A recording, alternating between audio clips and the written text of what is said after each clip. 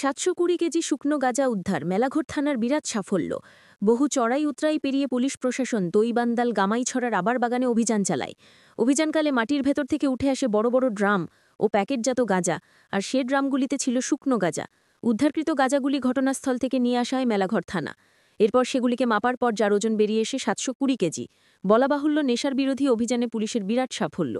তবে ওই দিন অভিযানে ছিল মেলাঘর থানার পুলিশ, টিএসআর ও এসটিএফ বাহিনীরা। গোপন খবরের ভিত্তিতে পুলিশের কাছে আগাম খবর ছিল তৈবান্দাল গামাইছড়ার বনদপ্তরের রাবার বাগানের নির্জন জায়গা, মাটির ভেতরেই গাঁজাগুলো সংরক্ষিত ছিল। পুলিশের এই বিরাট অভিযানে মানুষ সাধুবাদ জানাচ্ছে। একান্ত এক সাক্ষাৎকারে জেলার পুলিশ আধিকারিক বিজয় দেববর্মা করা ভাষা তিনি জানান, যারা এই নেশার সঙ্গে যুক্ত তাদেরকে সাবধান হওয়ার জন্য, কারণ নেশা যুব সমাজ ও সমাজকে নষ্ট করছে এবং আগামী দিনে এই ধরনের অভিযান আরও অব্যাহত থাকবে। তাছাড়াও ওদিন সাক্ষাৎকারের সময় জেলার পুলিশ আধিকারিক বিজয় দেববর্মার সঙ্গে ছিলেন সহ আধিকারিক ও সোনামুড়া পুলিশ আধিকারিক।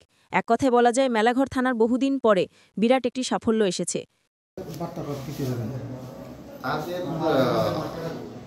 তাদেরকে আমরা বলতে চাই এসব নেশার কারবারের সঙ্গে যাতে যুক্ত না হয় এটা ছাড়ো, কারণ এটা সমাজের জন্য খুবই ক্ষতিকারক। কোনো না কোনো জায়গায় এটা সমাজ শেষ হয়ে যাচ্ছে, পরিবার শেষ হয়ে যাচ্ছে।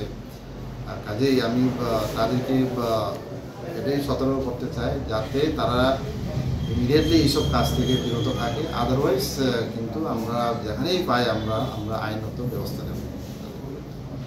স্যার, মূলত আজকে একটা বিরাট অভিযান হয়েছে স্যার। মানে এই অভিযানে কোন জায়গাতে হয়েছে স্যার? মানে কেমন পরিমাণে স্যার আজকে যে গাঁজা উদ্ধার হয়েছে স্যার? হ্যাঁ, আমাদের কাছে একটা গোপন সংবাদ আছে যে গামাইছড়া এরিয়াতে রাবার বাগান ওইখানে আছে। এখানে আমাদের কাছে গোপন সংবাদের ভিত্তিতে আমাদের এখান থেকে স্টাফ যায়। এখানে আমাদের একটা স্পেশাল টিমও আছে। এটা আমরা দ্রুতভাবে টিএসআর এবং পুলিশ মিলে ওইখানে রেড করি। রেড করার পরে দেখা গেল ওইখানে একটা বাগানে, রাবার বাগানে আমরা প্রায় এখন 720 কেজি আমরা ড্রাই গাঁজা রিকভার সিজ করে দিয়ে আসি। কাউকে স্যার অ্যারেস্ট করা হয়েছে কি না? এখন তো এটাতে কোনো লোক পাওয়া যায়নি, কারণ ওইটাতে একটা অ্যাবান্ডন জায়গাতে ছিল। এখন আমরা এটা তদন্ত করে দেখবো এটা কে বা কারা এখানে রেখেছে। এখন এই ধরনের অভিযান কি স্যার আগামী দিনে থাকবে?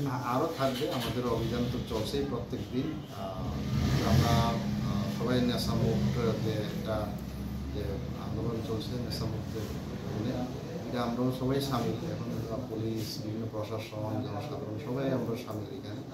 কাজে আমরা এই নেশার বিরুদ্ধে যাতে আমরা সবাই একসাথে কাজ করতে পারি, এরকম আরও জারি থাকবে। এইসব কাজে যারা